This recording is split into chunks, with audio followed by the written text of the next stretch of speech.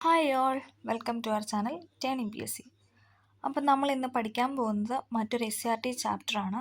7ാം ക്ലാസ്സിലെ തന്നെ സോഷ്യൽ സയൻസിൻ്റെ അനീതിയിൽ നിന്ന് നീതിയിലേക്ക്.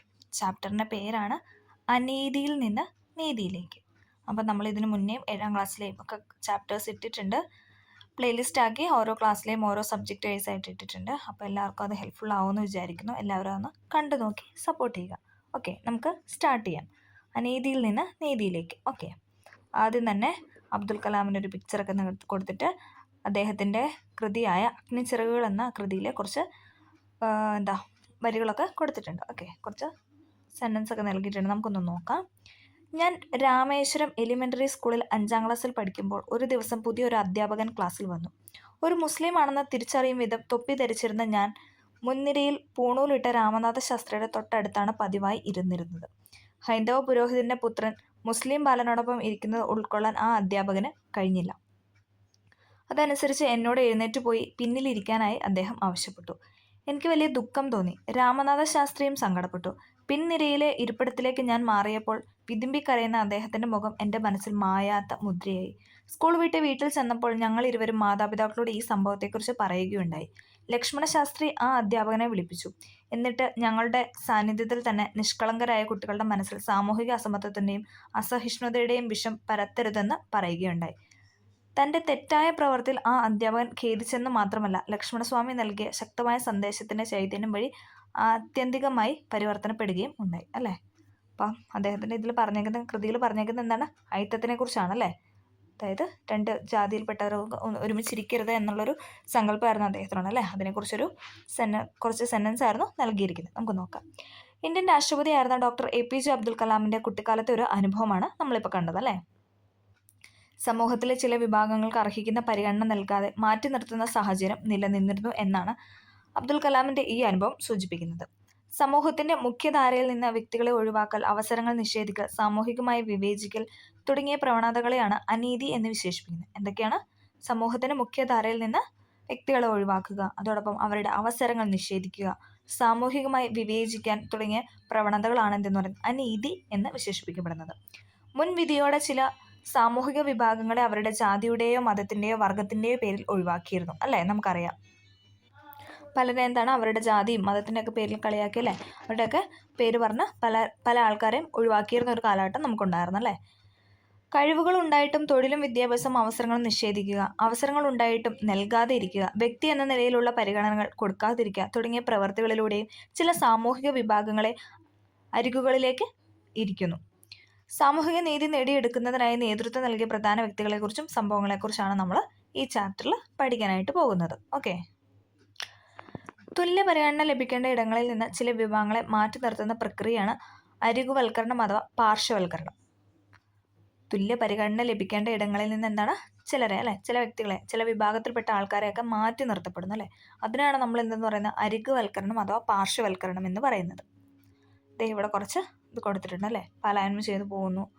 ഓക്കെ, പല രീതി അല്ലേ, അങ്ങോട്ടും ഇങ്ങോട്ടും ആളുകൾ യാത്ര ചെയ്യുന്നതും കാര്യങ്ങളൊക്കെയാണ് ഇവിടെ കൊടുത്തിരിക്കുന്നത്. ഓക്കെ, പ്രകൃതിക്ഷോഭം, മറ്റേ പ്രളയം അങ്ങനെയൊക്കെ വരുന്ന ഇടങ്ങളിൽ നിന്നൊക്കെ ആളുകൾ മാറ്റി പാർക്കുന്നു അല്ലേ. ഓക്കെ, പ്രകൃതി ദുരന്തങ്ങൾ, മനുഷ്യനിർമ്മിത ദുരന്തങ്ങൾ അഥവാ നാച്ചുറൽ ആൻഡ് മാൻമെയ്ഡ് ഡിസാസ്റ്റേഴ്സ് എന്നിവയാൽ സ്വന്തം ഉണ്ടായിരുന്ന വസ്തുവകകൾ നഷ്ടപ്പെടുന്നതിലൂടെ അരികുവൽക്കരണം ഉണ്ടാകുന്നു. വെള്ളപ്പൊക്കം, ഭൂമികുലുക്കം, ഉരുൾപൊട്ടൽ, കടൽക്ഷോഭം മുതലായ പ്രകൃതി ദുരന്തങ്ങൾ വഴിയും യുദ്ധം, അപകടങ്ങൾ, വ്യവസായശാലകളിലെ ദുരന്തങ്ങൾ മുതലായ മനുഷ്യനിർമ്മിത ദുരന്തങ്ങൾ വഴിയും അരികുവൽക്കരണം സംഭവിക്കുന്നു. ജാതി, മത, ഗോത്ര, ലിംഗ പദവികളിലെ വ്യത്യാസത്തിന്റെ അടിസ്ഥാനത്തിൽ ചിലരെ മനഃപൂർവ്വം ഒഴിവാക്കുന്നത് വഴി അരികുവൽക്കരണം സംഭവിക്കുന്നു. വിദ്യാഭ്യാസത്തിനോട് അവസരം നിഷേധിക്കുന്നതും അരികുവൽക്കരണത്തിന് ഒരു ഉദാഹരണം അല്ലേ. മാറ്റി നിർത്തപ്പെടുന്നു അല്ലേ. അരികുവൽക്കരണത്തിന് മറ്റു കാരണങ്ങൾ കണ്ടെത്തി എഴുതാനാണ് പറയുന്നത്. ഒഴിവാക്കല്, പ്രകൃതി ദുരന്തം, കുടിയൊഴിപ്പിക്കല്, മനുഷ്യനിർമ്മിത ദുരന്തങ്ങൾ അല്ലേ. ഇതൊക്കെയാണ് എക്സാമ്പിൾ എന്ന് പറയുന്നത്. ആരൊക്കെയാണ് സമൂഹത്തിൽ അരികുവൽക്കരണം നേരിടുന്നത് അല്ലേ. നമ്മൾ ഇനി അതാണ് ചർച്ച ചെയ്യാനായിട്ട് പോകുന്നത്. ആരൊക്കെയാണ് സമൂഹത്തിൽ അല്ലേ, നമ്മുടെ സമൂഹത്തിൽ ആരൊക്കെയാണ് മുൻനിരയിൽ നിന്ന് മാറ്റി നിർത്തപ്പെട്ടു പോകുന്നത് എന്നാണ് നമ്മളിനി ചർച്ച ചെയ്യാനായിട്ട് പോകുന്നത്. സമൂഹത്തിൽ അരികുവൽക്കരിക്കപ്പെടുകയും വിവേചനം നേരിടുകയും ചെയ്യുന്ന നിരവധി വിഭാഗങ്ങളുണ്ട്. സ്ത്രീകൾ, ട്രാൻസ്ജെൻഡറുകൾ, ദളിതർ, ഗോത്രവിഭാഗക്കാർ, ന്യൂനപക്ഷങ്ങൾ, ദാരിദ്ര്യം നേരിടുന്നവർ, അഭയാർത്ഥികൾ, ഭിന്നശേഷിക്കാർ, ജയിൽ മോചിതർ, ഇവരൊക്കെ അല്ലേ, അവർ പിന്നിലേക്ക് ആയി പോവാണല്ലേ. ഓക്കെ, അതാണ് പറഞ്ഞു വയ്ക്കുന്നത്. ഇതിൽ ഓരോ വിഭാഗത്തിനും അരികുവൽക്കരണത്തിനെതിരെയുള്ള പോരാട്ടത്തിന്റെ വലിയ ചരിത്രം തന്നെ പറയാനുണ്ടല്ലേ. ഓരോ വിഭാഗത്തിനും ഓരോരോ കഥകൾ പറയാനുണ്ടല്ലേ. ഊരൂട്ടമ്പലത്തെ സർക്കാർ യു പി വിദ്യാലയം ഇനി അയ്യങ്കാളി പഞ്ചമി സ്മാരക വിദ്യാലയം. നമുക്കൊന്ന് നോക്കാം. മഹാത്മാ അയ്യങ്കാളി, അദ്ദേഹത്തിന് പിക്ചറൊക്കെ കൊടുത്തിട്ടുണ്ട്. ഊരൂട്ടമ്പലം സർക്കാർ യു പി സ്കൂൾ ഇനി മുതൽ അയ്യങ്കാളി പഞ്ചമ സ്മാരക ഗവൺമെന്റ് യു പി സ്കൂൾ എന്നറിയപ്പെടും. കുടിപ്പള്ളിക്കൂടമായിരുന്ന ഊരൂട്ടമ്പലം ഗവൺമെന്റ് യു പി എസിലായിരുന്നു ചരിത്രം മാറ്റിമറിച്ച സമരത്തിന് അയ്യങ്കാളി തുടക്കം കുറിച്ചു അല്ലേ. നമുക്കറിയാം ഊരൂട്ടമ്പലം ലഹള അല്ലേ. പഞ്ചമി എന്ന ദളിത് ബാലികയെ സ്കൂളിൽ പഠിക്കാൻ അനുവദിക്കാത്തതിൽ പ്രതിഷേധിച്ച് പഞ്ചമിയുടെ കൈ പിടിച്ച് അയ്യങ്കാളി സ്കൂളിലേക്ക് വരികയും സ്കൂളിൽ കയറ്റിയിരുത്തുകയും ചെയ്തു. നമുക്ക് പിക്ചറൊക്കെ കൊടുത്തിട്ടുണ്ട്. അങ്ങനെ കുട്ടിയെ പഞ്ചമിയായിട്ട് അയ്യങ്കാളി നടന്നു പോകുന്നത്. പഞ്ചമി കയറിയതിന്റെ ഭാഗമായി ജന്മിമാർ എന്താണ് സ്കൂളിനെ തീവച്ചു അല്ലേ. സ്കൂള് തീവച്ച് നശിപ്പിച്ചു. പകുതി കത്തിയ ബെഞ്ചുകൾ ഉൾപ്പെടെയുള്ള അവശേഷിപ്പുകൾ ഇന്നും സ്കൂൾ മ്യൂസിയത്തിൽ കാണാനായിട്ട് സാധിക്കും. എന്താ അല്ലേ, ദളിതരാന്നും പറഞ്ഞുകൊണ്ട് എന്താണ് ആ കുട്ടിയെ സ്കൂളിൽ പോലും കയറ്റാത്തൊരു അവസ്ഥയായിരുന്നു. ഓക്കെ, അതിനെതിരെ പ്രതിഷേധിച്ച വ്യക്തിയാണ് ആരെന്ന് പറയുന്നത്, മഹാത്മാ അയ്യങ്കാളി എന്ന് പറയുന്നത്. ഓക്കെ, താഴ്ന്ന ജാതി എന്ന് കരുതപ്പെട്ടവർക്ക് ചരിത്രപരമായ വിദ്യാഭ്യാസ അവസരങ്ങൾ ഉയർന്ന ജാതി എന്ന് കരുതപ്പെട്ടവർ നിഷേധിച്ചിരുന്നു അല്ലേ. താഴ്ന്ന ജാതിക്കാർക്ക് എന്താണ് അവരുടെ വിദ്യാഭ്യാസ അവസരങ്ങളൊക്കെ ഉയർന്ന ജാതിക്കാർ നിഷേധിച്ചിരുന്നു. വിദ്യാഭ്യാസം നിഷേധിക്കപ്പെട്ടവർക്ക് തുല്യ അവസരങ്ങൾ ലഭ്യമാക്കുവാൻ മഹാത്മാ അയ്യങ്കാളി പരിശ്രമിച്ചു. നമുക്കറിയാലേ, അയ്യങ്കാളി ഒരുപാട് ലഹളയും അല്ലേ, ഒരുപാട് ഇതൊക്കെ ചെയ്തിട്ട് ഇതിനെയൊക്കെ നിഷേധിച്ച വ്യക്തിയായിരുന്നു ആരെന്ന് പറയുന്ന അയ്യങ്കാളി. വിദ്യാഭ്യാസത്തെ സാമൂഹിക പരിവർത്തനത്തിലുള്ള ഒരു ഉപാധി എന്ന് തിരിച്ചറിഞ്ഞതാണ് അയ്യങ്കാളിയുടെ പ്രവർത്തന മഹത്വം. ജാതിയുടെ അടിസ്ഥാന തത്വത്തിലുള്ള അരികുവൽക്കരണത്തിനെതിരെ മഹാത്മാ അയ്യങ്കാളി നടത്തിയ സമരം പരിചയപ്പെട്ടല്ലോ. നോക്കാം അല്ലേ. ഇപ്പോൾ നമ്മൾ പറഞ്ഞു ഊരൂട്ടമ്പലം ഇതെന്ന് പറയുന്നത്. ഓക്കെ, ദളിത് വിഭാഗങ്ങൾക്ക് വാഹനത്തിൽ സഞ്ചരിക്കാനും പൊതുവഴിയിൽ നടക്കാനും നല്ല വസ്ത്രങ്ങൾ ധരിക്കാനും വിദ്യാഭ്യാസം നേടാനും അവകാശമില്ലാതിരുന്ന കാലമായിരുന്നു മുമ്പ് നിലനിന്നിരുന്നത്. നമുക്കറിയാം അല്ലേ, എന്താണ് നല്ല വസ്ത്രം ധരിക്കാനോ അല്ലെങ്കിൽ എന്താണ് പൊതുവഴി കൂടെ അല്ലേ നടക്കാനോ ഒന്നും ഒരു സ്വാതന്ത്ര്യം ഉണ്ടായിരുന്നില്ല അല്ലേ. അടിസ്ഥാന സൗകര്യങ്ങൾ, അന്തസ്സ്, തുല്യത, സ്വാതന്ത്ര്യം എന്നിവയെല്ലാം നിഷേധിക്കപ്പെട്ട അവസ്ഥ ഇവർക്ക് ഉണ്ടായിരുന്നു. ജാതിയുടെ അടിസ്ഥാനത്തിലുള്ള ഇത്തരം വിവേചനങ്ങൾ ഗുരുതരമായ മനുഷ്യാവകാശ ലംഘനമാണ്. അപ്പം ഇങ്ങനെ ജാതിയുടെ പേരിലൊക്കെ കാണിക്കുന്ന ഇത്തരം വിവേചനം എന്താണ്, ഗുരുതരമായ ഒരു മനുഷ്യാവകാശ ലംഘനം തന്നെയാണല്ലേ. അതിനെ പ്രതിരോധിക്കാൻ വിദ്യാഭ്യാസമാണ് വേണ്ടത് എന്നതായിരുന്നു അരികുവൽക്കരിക്കപ്പെട്ട ജനതയുടെ ഉന്നമനത്തിന് വേണ്ടി പ്രവർത്തിച്ച പല മഹത് വ്യക്തികളുടെയും നിലപാട്. നമ്മൾ പഠിച്ചായിരുന്നല്ലോ കഴിഞ്ഞ ക്ലാസ്സിലൊക്കെ. നമ്മൾ ഓരോരോ മഹത് വ്യക്തികളെക്കുറിച്ചും നമ്മൾ ചർച്ച ചെയ്തായിരുന്നു. വിദ്യ കൊണ്ട് പ്രബുദ്ധരാകുക, സംഘടന കൊണ്ട് ശക്തരാകുക എന്ന സന്ദേശം നൽകിയ ശ്രീനാരായണ ഗുരു മറ്റു നവോത്ഥാന നേതാക്കളും ആധുനിക വിദ്യാഭ്യാസത്തിന് പ്രചാരം നൽകി അരികുവൽക്കരണം എതിർത്തവരാണ്. കുര്യാക്കോസ് ഏലിയാസ് ചാവറ, അയ്യ വൈകുണ്ഠ സ്വാമികൾ, ചട്ടമ്പി സ്വാമികൾ, വക്കം അബ്ദുൽ ഖാദർ മൗലവി, പൊയ്കയിലെ യോഹന്നാൻ, പണ്ഡിറ്റ് കെ.പി. കാർപ്പൻ, ദാക്ഷായണി വേലായുധൻ തുടങ്ങിയവരുടെ പ്രവർത്തനങ്ങൾ ഇതിന് ഉദാഹരണങ്ങളാണ്. എല്ലാവരുടെയും പിക്ചർ ഇവിടെ കൊടുത്തിട്ടുണ്ട് അല്ലേ. ശ്രീനാരായണ ഗുരു, കുര്യാക്കോസ് ഏലിയാസ് ചാവറ, അയ്യ വൈകുണ്ഠ സ്വാമികൾ, ചട്ടമ്പി സ്വാമികൾ, വക്കം അബ്ദുൽ ഖാദർ മൗലവി, പൊയ്കയിലെ യോഹന്നാൻ, പണ്ഡിറ്റ് കെ.പി. കാർപ്പൻ, ദാക്ഷായണി വേലായുധൻ അല്ലേ. എല്ലാവരുടെയും പിക്ചർ ഇവിടെ കൊടുത്തിട്ടുണ്ട്. നമുക്ക് ഓരോരോ വ്യക്തികളായിട്ട് പരിചയപ്പെടാം. നമ്മളിനി പറയാൻ പോകുന്നത് ജ്യോതിറാവ് ഫുലേനെ പറ്റിയാണ്. അദ്ദേഹത്തെ പറ്റിയാണ് നമ്മൾ ആദ്യം ചർച്ച ചെയ്യുന്നത്. ജ്യോതിറാവ് ഫുലെ. ജാതിമത ചൂഷണത്തിന് വിധേയമായ സമൂഹത്തെ വിശേഷിപ്പിക്കുന്ന പദമാണ് ദളിത് അല്ലേ. ജാതിമത ചൂഷണത്തിന് വിധേയരായ സമൂഹത്തെയാണ് നമ്മൾ ദളിതർ എന്നുകൊണ്ട് വിശേഷിപ്പിക്കുന്നത്. സാമൂഹിക മാറ്റത്തിന് തുടക്കം കുറിച്ച ജ്യോതിറാവ് ഫുലെയാണ് ഈ പദം ആദ്യമായി ഉപയോഗിച്ചത്. ഇമ്പോർട്ടൻ്റ് ആണ്. അപ്പം ദളിത് എന്ന വാക്ക് ആദ്യമായിട്ട് ഉയർത്തിയ വ്യക്തിയാണ്, ആദ്യമായി ഉപയോഗിച്ച വ്യക്തിയാണ് ആരെന്ന് പറയുന്നത്, ജ്യോതിറാവ് ഫുലെ എന്ന് പറയുന്നത് അല്ലേ. ദളിത് എന്ന വാക്ക് ആദ്യമായിട്ട് ഉപയോഗിച്ച വ്യക്തിയാണ് ആരെന്ന് പറയുന്നത്, ജ്യോതിറാവ് ഫുലെ. ഓക്കെ, സ്ത്രീകൾ, ദളിതർ എന്നിവർക്കായി വിദ്യാഭ്യാസ സ്ഥാപനങ്ങളും ഫുലെ സ്ഥാപിച്ചു അല്ലേ. ജ്യോതിറാവ് ഫുലെ എന്താണ്, സ്ത്രീകൾക്കും ദളിതർക്കും, ദളിതർ എന്ന് പറയുന്നത് എന്താണ്, ജാതിമത ചൂഷണത്തിന് വിധേയരായ സമൂഹത്തെയാണ് ദളിതർ എന്നുകൊണ്ട് ഉദ്ദേശിക്കുന്നത്. സ്ത്രീകൾക്കും ദളിതർക്കും എന്താണ് വിദ്യാഭ്യാസ സ്ഥാപനങ്ങളൊക്കെ ജ്യോതിറാവ് ഫുലെ സ്ഥാപിച്ച് നൽകി. ഓക്കെ, അടുത്താണ് സാവിത്രിബായി ഫുലെ. പെൺകുട്ടികൾക്കായി ഇന്ത്യയിൽ ആദ്യമായി സ്ഥാപിച്ച പൂനെയിലെ വിദ്യാലയത്തിലെ പ്രധാന അധ്യാപികയായിരുന്നു ആരെന്ന് പറയുന്നത്, സാവിത്രിബായി ഫുലെ എന്ന് പറയുന്നത്. പെൺകുട്ടികൾക്കായി ഇന്ത്യയിൽ ആദ്യമായി സ്ഥാപിച്ച പൂനെയിലെ വിദ്യാലയത്തിലെ പ്രധാന അധ്യാപികയായിരുന്നു സാവിത്രിബായി ഫുലെ. കൃഷിക്കാർക്കും തൊഴിലാളികൾക്കുമായി നിശാ പാഠശാല സ്ഥാപിച്ചു. അപ്പം എന്താണ്, കൃഷിക്കാർക്കും പിന്നെന്താണ് തൊഴിലാളികൾക്കൊക്കെ ആയിട്ട് നിശാ പാഠശാല അദ്ദേഹം സ്ഥാപിച്ചു. വിദ്യാഭ്യാസ മേഖലയിലെ ഇവരുടെ സമഗ്ര സംഭാവനകൾ പരിഗണിച്ച് പൂനെ യൂണിവേഴ്സിറ്റിയെ സാവിത്രിബായി ഫുലെ പൂനെ യൂണിവേഴ്സിറ്റി എന്ന് പുനർനാമകരണം ചെയ്തു. അപ്പോൾ നമ്മൾ പറഞ്ഞല്ലേ, പൂനെ വിദ്യാലയത്തിലായിരുന്നു പ്രധാന അധ്യാപികയായിരുന്നു. അപ്പം എന്താണ് വിദ്യാഭ്യാസ മേഖലയിൽ ഇവരുടെ സമഗ്ര സംഭാവന, ഓരോരോ സംഭാവനകളൊക്കെ നൽകിയത് പരിഗണിച്ച് എന്താണ് പൂനെ യൂണിവേഴ്സിറ്റിയെ സാവിത്രിബായി ഫുലെ പൂനെ യൂണിവേഴ്സിറ്റി എന്ന് പുനർനാമകരണം ചെയ്തു. ഓക്കെ, ക്ലിയർ ആയെന്ന് പ്രതീക്ഷിക്കുന്നു. അടുത്തതാണ് പെരിയാർ ഇ.വി. രാമസ്വാമി നായ്ക്കർ. ഓക്കെ, സ്വാഭിമാന പ്രസ്ഥാനത്തിന്റെ സ്ഥാപകനും ഇന്ത്യയിലെ പ്രധാന ജാതിവിരുദ്ധ സമര നായകരിൽ ഒരാളുമാണായിരുന്നു പറയുന്നത് ഇ.വി. രാമസ്വാമി നായ്ക്കർ. സാമൂഹിക പരിഷ്കർത്താവായ ഇദ്ദേഹം ബ്രാഹ്മണാധിപത്യത്തിലൂന്നിയുള്ള സാമൂഹിക വിവേചനത്തിനെതിരെ നിലകൊണ്ടു. സ്ത്രീ വിദ്യാഭ്യാസത്തിന്റെ പ്രാധാന്യത്തെക്കുറിച്ച് ബോധ്യപ്പെടുത്തി പ്രവർത്തിച്ച വ്യക്തിയായി കൂടിയായിരുന്നു ആരെന്ന് പറയുന്നത് ഇ.വി. രാമസ്വാമി നായ്ക്കർ എന്ന് പറയുന്നത്. ഓക്കെ, അദ്ദേഹം എന്താണ്? സ്വാഭിമാന പ്രസ്ഥാനത്തിന്റെ സ്ഥാപകനും ഇന്ത്യയിലെ പ്രധാന ജാതിവിരുദ്ധ സമര നേതാക്കളിൽ ഒരാളായിരുന്നു. സാമൂഹിക പരിഷ്കർത്താവായ ഇദ്ദേഹം ബ്രാഹ്മണാധിപത്യത്തിൽ ഊന്നിയുള്ള സാമൂഹിക വിവേചനത്തിനെതിരെ നിലകൊണ്ടു. അല്ലെ, സ്ത്രീ വിദ്യാഭ്യാസത്തിന് പ്രാധാന്യത്തെക്കുറിച്ച് ബോധ്യപ്പെടുത്തി പ്രവർത്തിച്ച വ്യക്തി കൂടിയാണ് അദ്ദേഹം. ഓക്കെ, ദളിതരെ പോലെ തന്നെ സാമൂഹികമായ അരികുവൽക്കരണം നേരിടേണ്ടി വന്ന മറ്റൊരു വിഭാഗമാണ് ഗോത്ര ജനത എന്ന് പറയുന്നത്. അല്ലെ, ഗോത്ര വിഭാഗക്കാർ. പ്രത്യേക ഭൂമിശാസ്ത്ര മേഖലകളിൽ പ്രാചീന കാലം മുതൽ ഒത്തൊരുമിച്ച് താമസിക്കുന്ന ഗോത്ര ജനത സ്വന്തമായ അറിവുകൾ നിർമ്മിക്കുകയും അവ പ്രയോഗിച്ച് ജീവിക്കുകയും ചെയ്യുന്നു. അല്ലേ, അവരെന്ന് പറയുന്നത് എന്താണ്? സ്വന്തമായിട്ട് അറിവൊക്കെ നേടി അവർ അതൊക്കെ നിർമ്മിച്ചൊക്കെയാണ് അവരുടെ ജീവിതം മുന്നോട്ട് പോകുന്നതെന്ന് പറയുന്നത്. അവർ തനത് ജീവിത രീതിയും കലയും സാംസ്കാരിക മൂല്യങ്ങളും പിന്തുടരുന്നവരാണ്. അല്ലെ, നമുക്കറിയാം അല്ലേ, അവർ നാടൻ ശൈലി എന്നൊക്കെ പറയാം എന്ന രീതിയിലുള്ള അങ്ങനെ പിന്തുടർന്നു വരുന്ന വിഭാഗക്കാരാണ്. ഗോത്രജനതയുടെ സാംസ്കാരിക സംഭാവനകൾക്ക് മുൻകാലങ്ങളെക്കാൾ പൊതുസമൂഹത്തിൽ സ്വീകാര്യത കൈവന്നിട്ടുണ്ട്. അല്ലേ, പണ്ടത്തെ അപേക്ഷിച്ച് നോക്കുമ്പോൾ ഇന്ന് കൂടുതലായിട്ട് സ്വീകാര്യത വന്നിട്ടുണ്ട്. വസിക്കുന്ന ഇടങ്ങളിലെ വിഭവങ്ങളിൽ പൂർണ്ണ അധികാരം ഉണ്ടായിരുന്ന ഗോത്രജനതയ്ക്ക് ആ അധികാരം ക്രമേണ നഷ്ടമായി. അതുമൂലമാണ് ഈ സാമൂഹിക വിഭാഗം അരികുവൽക്കരിക്കപ്പെട്ടത്. ഓക്കെ, ഇനി നമ്മൾ പറയാൻ പോകുന്നതാണ് വെറിയർ എൽവിനെ കുറിച്ച്. വെറിയർ എൽവിൻ എന്ന വ്യക്തിയെ കുറിച്ചാണ് നമ്മളിനി പഠിക്കാനായിട്ട് പോകുന്നത്. ഇന്ത്യൻ നരവംശാസ്ത്രത്തിൽ ഏറ്റവും പ്രധാനപ്പെട്ട സംഭാവനകൾ നൽകിയ വ്യക്തികളിൽ ഒരാളായിരുന്നു പറയുന്നത് വെറിയർ എൽവിൻ എന്ന് പറയുന്നത്. ഇന്ത്യൻ നരവംശാസ്ത്രത്തിൽ ഏറ്റവും പ്രധാനപ്പെട്ട സംഭാവന നൽകിയ വ്യക്തിയായിരുന്നു ഇദ്ദേഹം. ഗോത്ര മനുഷ്യരുടെ തനത് ജീവിതത്തിന്റെ സംരക്ഷണത്തിന് വേണ്ടി പ്രവർത്തിച്ചു. അദ്ദേഹം എന്താണ്? ഗോത്ര മനുഷ്യരുടെ തനത് ജീവിതത്തിന് വേണ്ടിയിട്ടാണ് പ്രവർത്തിച്ചത്. ഗോത്രവർഗ മനുഷ്യരോടുള്ള ഇന്ത്യയുടെ നയം രൂപീകരിക്കുന്നതിൽ കാര്യമായ സ്വാധീനം ചെലുത്തിയ വ്യക്തി കൂടിയാണ് വെറിയർ എൽവിൻ എന്ന് പറയുന്നത്. എന്താണ്? ഗോത്രവർഗ മനുഷ്യരോടുള്ള ഇന്ത്യയുടെ നയം, അല്ലേ, അത് രൂപീകരിക്കുന്നതിൽ എന്താണ് കാര്യമായ സ്വാധീനം ചെലുത്തിയ വ്യക്തിയാണ് വെറിയർ എൽവിൻ എന്ന് പറയുന്നത്. ഓക്കെ, സമൂഹത്തിലെ മുഖ്യ വിഭാഗക്കാർ ഉൽപ്പാദിപ്പിക്കുന്ന അറിവ്, കല, സംസ്കാരം എന്നിവ മാത്രമാണ് മൂല്യമേറിയത് എന്ന ധാരണ പല കാലാകാലങ്ങളായി നിലനിന്നിരുന്നു.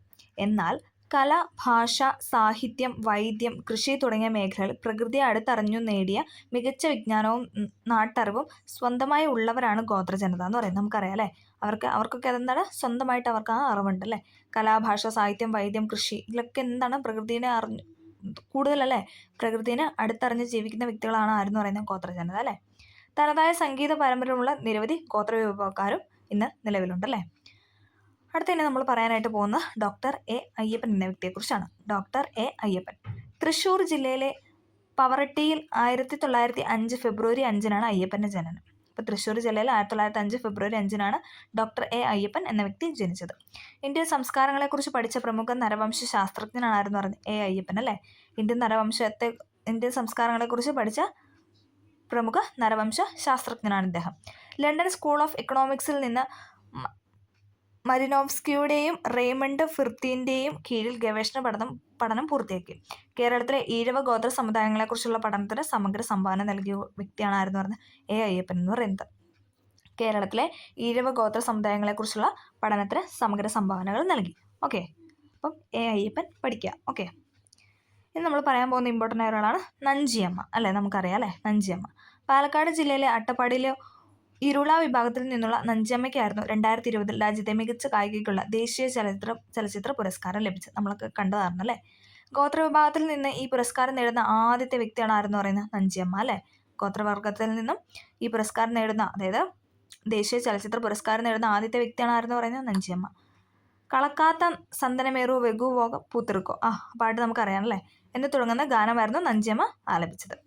ഇന്ത്യൻ രാഷ്ട്രപതി ദ്രൗപദി മുർമുവിൽ നിന്ന് ദേശീയ ചലച്ചിത്ര പുരസ്കാരം ഏറ്റുവാങ്ങുന്ന നഞ്ചിയമ്മയും പിക്ചറാണ് ഇവിടെ തന്നിരിക്കുന്നത് സൈഡിൽ. ഓക്കെ,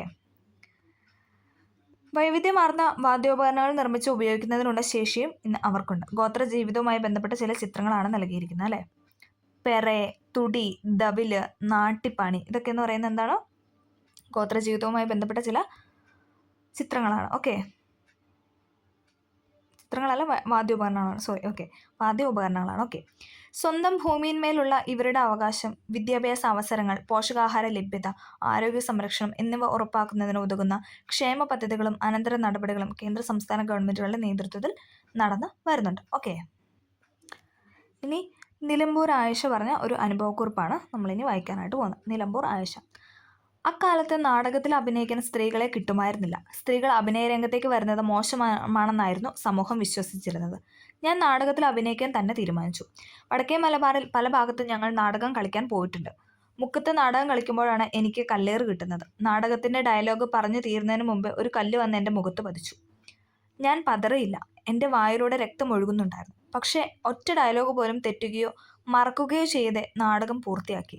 മഞ്ചേരിയിൽ മേലാക്കത്ത് നാടകം കളിക്കുമ്പോൾ വേദിയിൽ വെച്ച് തന്നെ എന്നെ വധിക്കുവാനുള്ള ശ്രമം നടന്നു. ഒരുപക്ഷെ ഒരു അഭിനേതാവിനും ഇത്തരം അനുഭവം ഉണ്ടാകാൻ ഇടയില്ല. നാടകം ഏതാണ്ട് പകുതി എത്തിയപ്പോൾ എൻ്റെ തല ലക്ഷ്യമാക്കി ഒരു വെടിയുണ്ട ചീറി പാഞ്ഞു വന്നു. ഭാഗ്യമെന്ന് പറയട്ടെ, ഞാൻ ഡയലോഗ് പറഞ്ഞ് തല തിരിച്ചതിനാൽ അത് എൻ്റെ തലയിൽ കയറിയില്ല. ഇത്തരത്തിൽ ഒരുപാട് സംഭവങ്ങൾ എനിക്ക് നേരിടേണ്ടി വന്നിട്ടുണ്ട്. ഇത്തരം പ്രതിസന്ധികളൊന്നും ഞങ്ങളെ തളർത്തിയില്ല. അങ്ങനെയൊന്നും ആയിഷയെ തോൽപ്പിക്കാൻ കഴിയില്ല. ജീവിതത്തിനും അരങ്ങിനും ഇടയിൽ എന്ന കൃതിയിൽ നിന്ന് നിലമ്പൂർ ആയിഷ പറഞ്ഞ വരികളാണ് എടുത്തിരിക്കുന്നത് അല്ലേ.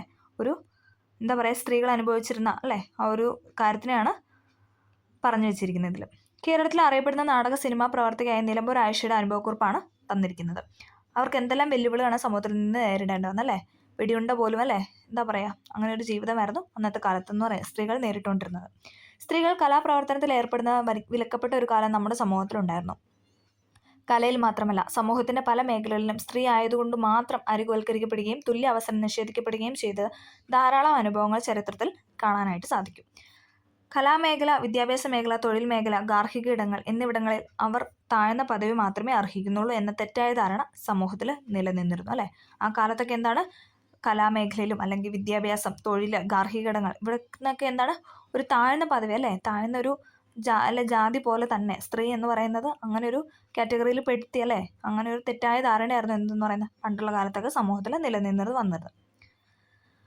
അടുത്ത് നമ്മൾ പറയാനായിട്ട് പോകുന്നത് പണ്ഡിത രമാബായിനെ പറ്റിയാണ്. നമുക്കറിയാം അല്ലേ, 19-ാം നൂറ്റാണ്ടിൽ സ്ത്രീകളുടെ അവകാശത്തിനും ശാക്തീകരണത്തിനുമായി പ്രവർത്തിച്ച ഇന്ത്യയിലെ സാമൂഹിക പരിഷ്കർത്താക്കളിൽ പ്രധാനപ്പെട്ട വ്യക്തിയായിരുന്നു ആരെന്ന് പറയുന്നത് പണ്ഡിത രമാബായി അല്ലേ.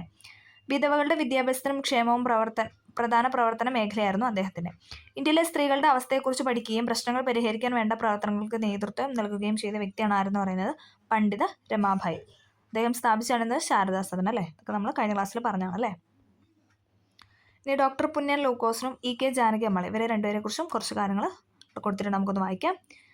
ഡോക്ടർ പുന്നൻ ലൂക്കോസ് ഇന്ത്യൻ സർവകലാശാല സ്ത്രീകൾക്ക് MBBS പ്രവേശനം നൽകാത്തതിനാൽ ലണ്ടൻ യൂണിവേഴ്സിറ്റിയിൽ നിന്ന് അവർ ആ ബിരുദം കരസ്ഥമാക്കി.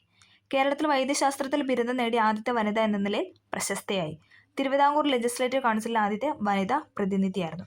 എന്തെല്ലാം പോയിന്റ്സ് ആണല്ലേ. ഡോക്ടർ പുന്നൻ ലൂക്കോസ് തിരുവിതാംകൂർ ലെജിസ്ലേറ്റീവ് കൗൺസിൽ ആദ്യത്തെ വനിതാ പ്രതിനിധിയായിരുന്നു. കേരളത്തിൽ വൈദ്യശാസ്ത്രത്തിൽ ബിരുദം നേടിയ ആദ്യത്തെ വനിത. അതോടൊപ്പം എന്താണ്, ഇന്ത്യൻ സർവകലാശാല സ്ത്രീകൾക്ക് MBBS പ്രവേശനം നൽകിയിരുന്നില്ല. ആ സമയത്ത് എന്താണ്, ലണ്ടൻ യൂണിവേഴ്സിറ്റിയിൽ ചെന്ന് അവർ ആ ബിരുദം കരസ്ഥമാക്കി. ഓക്കെ. അടുത്ത നമ്മൾ പറയുന്നത് E.K. ജാനകി അമ്മാൾ. E.K. ജാനകി അമ്മാൾ കേരളത്തിലെ തലശ്ശേരിയിൽ ജനിച്ച വിശ്വപ്രസിദ്ധയായ സസ്യശാസ്ത്രജ്ഞ. കോയമ്പത്തൂരിലെ കരിമ്പ് ഗവേഷണ കേന്ദ്രത്തിൽ അത്യുൽപാദന ശേഷിയുള്ള സങ്കരയിനം കരിമ്പ് വികസിപ്പിച്ചെടുത്തു. ബൊട്ടാണിക്കൽ സർവേ ഓഫ് ഇന്ത്യയുടെ ആദ്യത്തെ director general. Botanical survey of ഇന്ത്യയുടെ ആദ്യത്തെ ഡയറക്ടർ ജനറലാണ് ആരെന്ന് പറയുന്നത് E.K. ജാനകി അമ്മാൾ. 1977 രാജ്യം പത്മശ്രീ നൽകി അദ്ദേഹത്തെ ആദരിച്ചു. 1977 രാജ്യം പത്മശ്രീ പുരസ്കാരം നൽകി E.K. ജാനകി അമ്മാളിനെ ആദരിച്ചു. ഒന്നും കൂടെ പറയാം, കേരളത്തിലെ തലശ്ശേരിയിൽ ജനിച്ച വിശ്വപ്രസിദ്ധിയായ സസ്യശാസ്ത്രജ്ഞനാണ് ആരെന്ന് പറയുന്നത് ജാനകി അമ്മാൾ. കോയമ്പത്തൂരിലെ കരിമ്പ് ഗവേഷണ കേന്ദ്രത്തിൽ അത്യുൽപാദന ശേഷിയുള്ള സങ്കരയിനം കരിമ്പ് വികസിപ്പിച്ചെടുത്തു. ബൊട്ടാണിക്കൽ സർവേ ഓഫ് ഇന്ത്യയുടെ ആദ്യത്തെ ഡയറക്ടർ ജനറൽ. 1977 രാജ്യം പത്മശ്രീ പുരസ്കാരം നൽകി ആദരിച്ചു. ഓക്കെ. സ്ത്രീകൾക്ക് പുറമെ ട്രാൻസ്ജെൻഡർ വിഭാഗക്കാരും ലിംഗപദവി വിവേചനം അനുഭവിക്കുന്നുണ്ട്. നമുക്കറിയാം അല്ലേ. നമ്മൾ പല ന്യൂസുകളിലും പലയിടത്തു നിന്നും നമ്മളല്ലേ, മീഡിയയിൽ നിന്നൊക്കെ നമ്മൾ കേൾക്കുന്നൊരു കാര്യമാണല്ലേ. ട്രാൻസ്ജെൻഡർ വ്യക്തി എന്ന ജനന സമയത്ത് ഒരു വ്യക്തിക്ക് നൽകിയിട്ടുള്ള ലിംഗപദവിയുമായി പൊരുത്തപ്പെടാത്ത വ്യക്തി എന്നാണ് അർത്ഥമാക്കുന്നത് അല്ലേ. ട്രാൻസ്ജെൻഡർ എന്ന് പറഞ്ഞാൽ എന്താണ്, അവർ ജനിക്കുന്ന സമയത്ത് അവർക്ക് നൽകിയിട്ടുള്ള ലിംഗപദവിയുമായി അവർക്ക് പൊരുത്തപ്പെടാൻ പറ്റുന്നില്ല. ഇതിൽ ട്രാൻസ് പുരുഷനും ട്രാൻസ് സ്ത്രീയും ഉൾപ്പെടും അല്ലേ. ട്രാൻസ് ജെൻഡർ എന്ന് പറയുമ്പോഴത്തേക്കും സ്ത്രീയും ഉണ്ടാവും പുരുഷനും ഉണ്ടാവും. ഓക്കെ. അടുത്താണ് മൈനോറിറ്റി അഥവാ ന്യൂനപക്ഷം. മൊത്തം ജനസംഖ്യയിൽ എണ്ണത്തിൽ കുറവുള്ള വിഭാഗങ്ങൾ എന്ന അർത്ഥത്തിൽ പ്രയോഗിക്കുന്ന പദമാണ് ഇതെന്ന് പറയുന്നത് ന്യൂനപക്ഷം അല്ലേ. മൊത്തം ജനസംഖ്യയിൽ എണ്ണത്തിൽ കുറവുള്ള വിഭാഗങ്ങൾ എന്നാണ് മൈനോറിറ്റി അഥവാ ന്യൂനപക്ഷത്തിന്റെ എന്ന വാക്കിന്റെ അർത്ഥം എന്ന് പറയുന്നത്. ഓക്കെ. നമുക്ക് ചുറ്റുമുള്ള ലോകം എല്ലാവർക്കും ഒരുപോലെ പ്രാപ്യമാകുന്നുണ്ടോ? ഒരിക്കലും ഇല്ല അല്ലേ. അങ്ങനെയുള്ളൊരു കാര്യമാണ് ഇവിടെ കൊടുത്തിരിക്കുന്നത്. ഓക്കെ. അവിടെ ഒരു കോട്ടൊക്കെ നൽകിയിട്ടുണ്ട്, ഒരു ബോക്സ് നൽകിയിട്ടുണ്ട്. നമുക്ക് അടുത്ത് നോക്കാനുള്ള ശാരീരിക സവിശേഷത മൂലം സമൂഹത്തിലെ മറ്റ് ജനവിഭാഗങ്ങളെ അപേക്ഷിച്ച് നിത്യജീവിതത്തിൽ വ്യത്യസ്തമായ വെല്ലുവിളികൾ നേരിടുന്നവരാണ് ഭിന്നശേഷിയുള്ളവർ എന്ന് പറയുന്നത്. Differently abled person. നമുക്കറിയാം അല്ലേ, ശാരീരിക സവിശേഷത മൂലം സമൂഹത്തിലെ മറ്റ് ജനങ്ങളെ അപേക്ഷിച്ച് എന്താണ് അവർ നിത്യജീവിതത്തിൽ വ്യത്യസ്തമായ വെല്ലുവിളി നേരിടുന്നുണ്ട്. പലതരം ഭിന്നശേഷി വിഭാഗങ്ങളുണ്ട്. ഓരോ വിഭാഗം ഭിന്നശേഷികൾക്കും സംഭവിക്കുന്ന അരികുവൽക്കരണം വ്യത്യസ്ത തരത്തിലാണ്. ഓക്കെ, ഭിന്നശേഷിക്കാരുടെ അവകാശ സംരക്ഷണ നിയമം 2016 നമുക്കൊന്ന് നോക്കാം. ഭിന്നശേഷിക്കാർക്ക് വിവേചനരഹിതവും തുല്യതയിലൂന്നിയതുമായ സാമൂഹിക ജീവിതം ഉറപ്പുവരുത്താൻ നിലവിൽ വന്ന നിയമമാണ് എന്തെന്ന് പറയുന്നത്? ഭിന്നശേഷിക്കാരുടെ അവകാശ സംരക്ഷണ നിയമം 2016. ഭിന്നശേഷിക്കാർക്ക് വിവേചനരഹിതവും തുല്യതയിലൂന്നിയതുമായ സാമൂഹിക ജീവിതം ഉറപ്പുവരുത്താൻ നിലവിൽ വന്ന നിയമം. Okay, Paralympics. ഭിന്നശേഷിയുള്ള അത്ലറ്റുകൾ മത്സരിക്കുന്ന അന്താരാഷ്ട്ര കായിക മത്സരമായ പാരാലിമ്പിക്സ് 1948 ആരംഭിച്ചത്. ഓക്കെ, പാരാലിമ്പിക്സ് ആരംഭിച്ചത് എന്നാന്ന് ചോദിച്ചാൽ 1948. പാരാലിമ്പിക്സ് എന്ന് പറഞ്ഞാൽ എന്താണ്? ഭിന്നശേഷിയുള്ള അത്ലറ്റുകൾ മത്സരിക്കുന്ന അന്താരാഷ്ട്ര കായിക മത്സരമാണ് എന്തെന്ന് പറയുന്നത്? പാരാലിമ്പിക്സ് എന്ന് പറയുന്നത്. ഓക്കെ, വിവേചനം തടയാൻ ഭരണഘടന. എന്താണ് വിവേചനം തടയാൻ ഭരണഘടന? Doctor BR Ambedkar. ഇന്ത്യൻ ഭരണഘടനാ ശില്പി. നമുക്കറിയാമല്ലോ, നമ്മൾ ഒരുപാട് ക്ലാസ്സിൽ നമ്മൾ കഴിഞ്ഞ ക്ലാസ്സൊക്കെ ചെയ്ത എല്ലാ ക്ലാസ്സിലും നമ്മൾ പറഞ്ഞിരുന്നു ഇന്ത്യൻ ഭരണഘടനയുടെ ശില്പി എന്നറിയപ്പെടുന്ന വ്യക്തിയാണ് ആരെന്ന് പറയുന്നത്? ഡോക്ടർ BR അംബേദ്കർ അല്ലേ. ദളിതരുടെ സാമൂഹ്യ രാഷ്ട്രീയ ഉന്നമനത്തിന് വേണ്ടി ശക്തമായി പ്രവർത്തിച്ച വ്യക്തി. ഇന്ത്യയിലെ അരികുവൽകൃത വിഭാഗങ്ങളുടെ പ്രശ്നങ്ങൾ തൻ്റെ രചനകളിലൂടെ അവതരിപ്പിക്കുകയും അവർക്ക് നിയമപരമായ സംരക്ഷണം സാധ്യമാക്കുന്നതിന് വേണ്ടി നിലകൊള്ളുകയും ചെയ്ത വ്യക്തിയാണ് ആരെന്ന് പറയുന്നത്? ഡോക്ടർ BR അംബേദ്കർ എന്ന് പറയുന്നത്. ഇന്ത്യയിലെ അരികുവൽകൃത വിഭാഗങ്ങളുടെ പ്രശ്നങ്ങൾ അല്ലേ, അതെല്ലാം എന്താണ് തൻ്റെ രചനകളിലൂടെ അല്ലേ, ഓരോ കൃതിയിലൂടെ അദ്ദേഹം അവതരിപ്പിച്ചു. എന്നിട്ട് എന്താണ് അവർക്ക് നിയമപരമായ സംരക്ഷണം സാധ്യമാക്കുന്നതിന് വേണ്ടി പ്രയത്നിച്ചു. ഓക്കെ, ഇന്ത്യൻ ഭരണഘടന എല്ലാ പൗരന്മാർക്കും തുല്യത ഉറപ്പുവരുത്തുന്നു. ആർട്ടിക്കിൾ 14. നമുക്കറിയാം അല്ലേ, തുല്യത എന്ന് പറയുന്നത് ആർട്ടിക്കിൾ 14. മതം, വംശം, ജാതി, ലിംഗഭേദം, ജനിച്ച സ്ഥലം എന്നിവയുടെ പേരിൽ യാതൊരു വിവേചനവും പാടില്ല എന്ന് പറയുന്നത് ഏതാണ്? ആർട്ടിക്കിൾ 15. തുല്യത ഉറപ്പാക്കുന്നത് എവിടെയാണ്? ആർട്ടിക്കിൾ 14. ഇനി മതം, വംശം, ജാതി, ലിംഗഭേദം, ജനിച്ച സ്ഥലം അതിലൊന്നും വിവേചനം പാടില്ല എന്ന് പറയുന്ന ആർട്ടിക്കിളാണ് ആർട്ടിക്കിൾ 15 എന്ന് പറയുന്നത്. അപ്പോൾ നോക്കി 15 നമുക്കൊന്ന് കണക്ട് ചെയ്യാം. ഞാൻ സ്വന്തമായിട്ട് പഠിക്കുന്ന ഒരു കാര്യമാണ്, ഇങ്ങനെയാണ് ഞാൻ പഠിച്ചു വെച്ചേക്കുന്നത്. മതം, വംശം, ജാതി, ലിംഗഭേദം അല്ലേ, കുറച്ചധികം സാധനങ്ങളുണ്ടല്ലേ. മതം, ജാതി, വംശം, ലിംഗഭേദം, ജനിച്ച സ്ഥലം എന്നൊക്കെ പറഞ്ഞാൽ 5-6 കാര്യങ്ങളുണ്ടല്ലേ. അപ്പോൾ അങ്ങനെ കുറേ കാര്യങ്ങൾ വരുമ്പോൾ ആർട്ടിക്കിൾ 15 5 വെച്ച് കണക്ട് ചെയ്യുക. ഓക്കെ, കുറച്ചധികം കാര്യങ്ങളുള്ളതുകൊണ്ട് ഞാൻ അങ്ങനെയാണ് 5 കാര്യങ്ങളുള്ളതുകൊണ്ട് മതം, ജാതി, വർഗ്ഗം, ലിംഗം അങ്ങനെ പറഞ്ഞാൽ നമുക്കൊരു ഫ്ലോയിൽ കിട്ടും അല്ലേ. അപ്പം അങ്ങനെയാണ് ഞാൻ ആർട്ടിക്കിൾ 15 ഓർത്ത് വയ്ക്കുന്നത്. ഓക്കെ, നമുക്ക് നോക്കാം. പുരോഗതിക്ക് തടസ്സം നിൽക്കുന്ന സാമൂഹിക വ്യവസ്ഥകൾ, പരിസ്ഥിതി, രാഷ്ട്രീയ, സാമ്പത്തിക ഘടകങ്ങൾ എന്നിവയാണ് ചില വിഭാഗങ്ങൾ അരികുവൽക്കരിക്കപ്പെടാൻ കാരണമാകുന്നത്. ഇതൊക്കെയാണ് പുരോഗതിക്ക് തടസ്സം നൽകുന്ന സാമൂഹിക വ്യവസ്ഥ, പരിസ്ഥിതി, രാഷ്ട്രീയ, സാമ്പത്തിക ഘടകങ്ങൾ എന്നിവയാണ് ചില വിഭാഗങ്ങൾ അരികുവൽക്കരിക്കപ്പെടാൻ കാരണമാകുന്നത്. സമൂഹത്തിൻ്റെ വളർച്ചയ്ക്കും തുല്യനീതിയുള്ള ജനാധിപത്യ സമൂഹത്തിൻ്റെ നിലനിൽപ്പിനും എല്ലാവരെയും പരിഗണിക്കുന്ന സാമൂഹിക അവസ്ഥ അത്യാവശ്യമാണെന്നാണ് നമുക്ക് മനസ്സിലായല്ലേ. എല്ലാ തരത്തിലുള്ള എല്ലാ വിഭാഗത്തിൽപ്പെട്ടവരും എന്താണ് ആവശ്യം അല്ലേ, സമൂഹത്തിന് ആവശ്യം ഉള്ളവർ തന്നെയാണല്ലേ. അപ്പോൾ എന്താണ് ഇത്രയും പറഞ്ഞുകൊണ്ട് നമുക്ക് ഈ ചാപ്റ്റർ വൈൻഡപ്പ് ചെയ്യാം. ഇത്രേ ഉള്ളൂ ഈ ചാപ്റ്റർ എന്ന് പറയുന്നത്. ചെറിയൊരു ചാപ്റ്ററാണ്, 7ാം ക്ലാസ്സിലായതുകൊണ്ട് തന്നെ അത്ര ഡീപ്പായിട്ടൊന്നുമില്ല. പക്ഷെ എന്നാലും നമ്മൾ കുറേ മഹാന്മാരെ കുറിച്ചൊക്കെ പഠിച്ചിട്ടുണ്ട്. അപ്പോൾ അതൊക്കെ ഒന്ന് നോക്കുക, കാരണം PYക്കായിട്ട് ചോദിച്ചിട്ടുണ്ട്. അപ്പോൾ എല്ലാവർക്കും ക്ലാസ് ഇഷ്ടമായെന്ന് പ്രതീക്ഷിക്കുന്നു. 7ാം ക്ലാസ്സിൽ ഈ ചാപ്റ്റർ കംപ്ലീറ്റ് ആയിട്ട് തീർന്നിട്ടുണ്ട്. അപ്പം എല്ലാവർക്കും ക്ലിയർ ആയെന്ന് പ്രതീക്ഷിക്കുന്നു. Okay, thank you.